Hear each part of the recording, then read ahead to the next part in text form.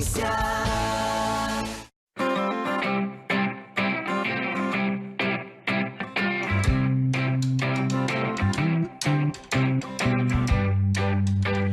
Kira-kira 600 orang pelajar Universiti Teknologi Mara UiTM Terengganu sedia menerima hakikat bahawa mereka menjalani ibadat puasa tahun ini di kolej masing-masing sebagai mematuhi arahan Perintah Kawalan Pergerakan PKP. Bersahur dan berbuka puasa di kampus bukan asing bagi mereka, semester lepas pun mereka juga melakukan ibadat itu juga di kampus. Cuma kali ini, makanan bersahur dan juadah berbuka puasa disediakan secara percuma oleh pihak universiti. Walau bagaimanapun terdetik rasa syukur dan gembira apabila kerajaan dikabarkan akan memberikan kelonggaran kepada penuntut institusi pengajian tinggi IPT untuk pulang ke kampung halaman masing-masing yang tariknya akan ditentukan nanti.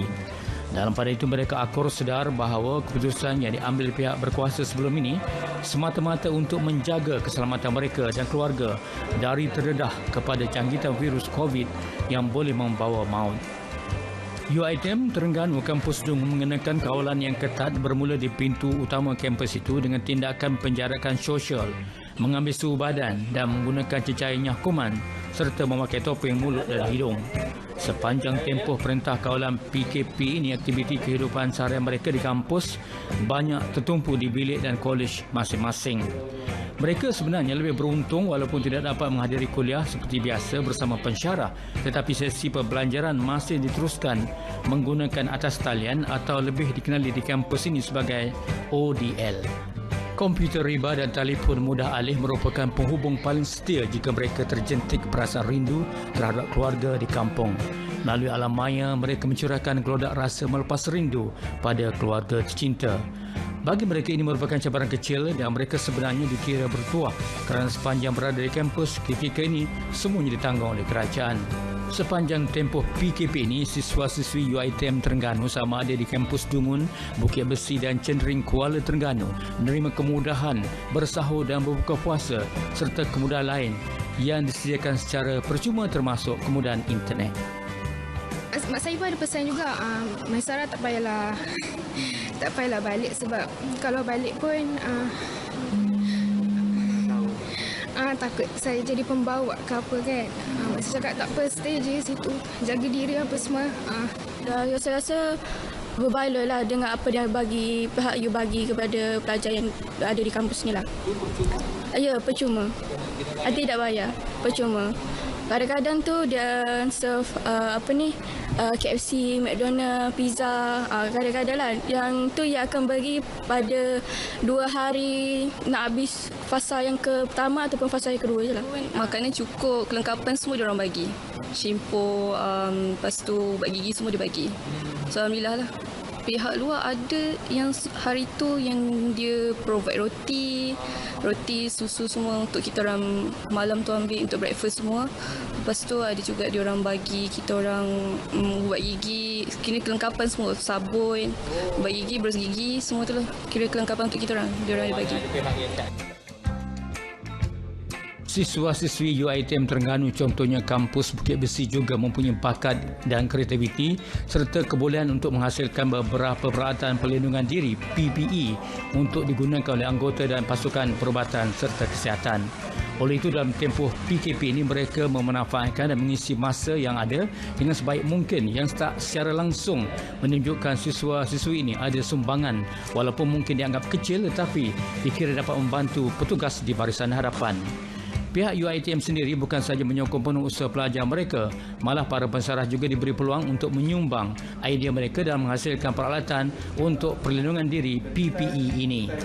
Jadi sedikit sebanyak apa yang saya dapat bantulah dari segi pembuatan face shield ni.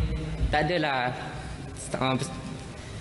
pengorbanan besar, tapi sekurangnya saya dapat membantu barisan-barisan hadapan.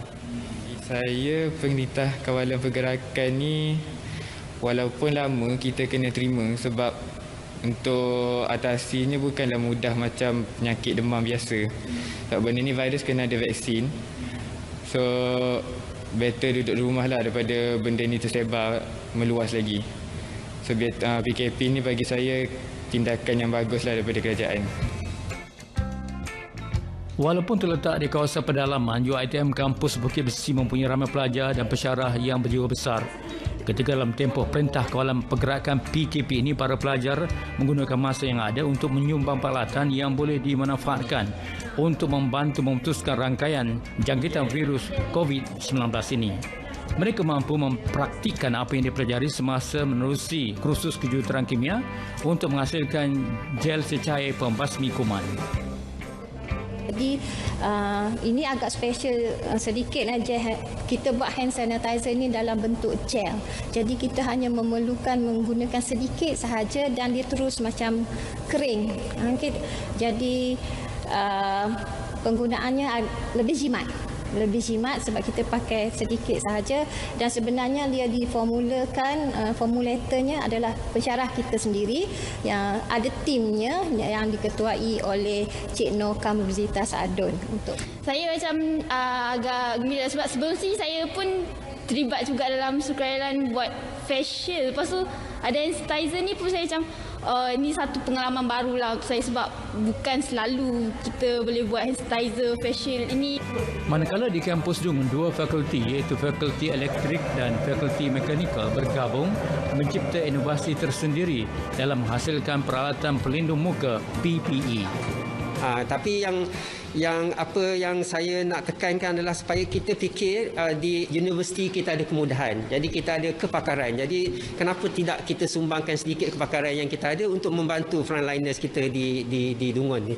Itu tujuan utama kita lah. Selain daripada kita boleh mahir lagi dengan menggunakan 3D printers yang kita ada, peluang yang ada.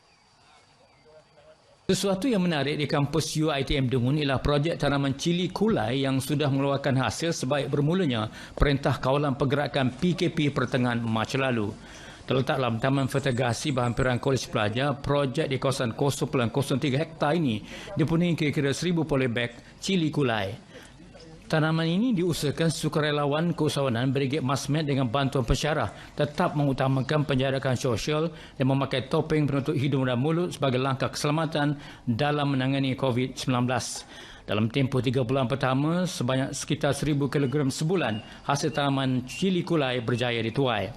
Mereka menjual hasil tanaman ini lebih murah daripada pasaran kerana kebanyakan pembeli merupakan pensyarah dan kalangan kampus yang kemudian menyumbang semula secara percuma kepada penduduk yang kurang mampu di kawasan berkenaan. Di sini saya hilangkan tension bila saya macam rindu keluarga. Sebab kadang-kadang kalau kita duduk seorang-seorang kita akan rasa serabut sebab tak buat apa-apa.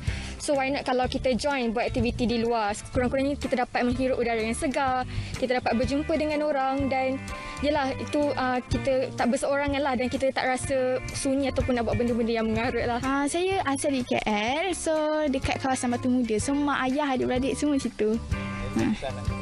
Saya nak pesan mak ayah, keluarga dan rakan-rakan yang lain yang dekat sana stay at home and stay healthy, dan keluar rumah. Kita gunakan PKP kita ni untuk benda yang berfaedah. Dan ia merupakan satu kebanggaan bukan saja pada UiTM sendiri, mungkin pada kita yang berminat untuk menjalankan tanaman lada kulai Vertigasi ini. Dan tahniah kita harapkan sungguh menjadi contoh dan teladan model terbaik khususnya kepada pelajar UiTM dan juga masyarakat yang ingin mengisi masa sepanjang Perintah Kawalan Pergerakan ini.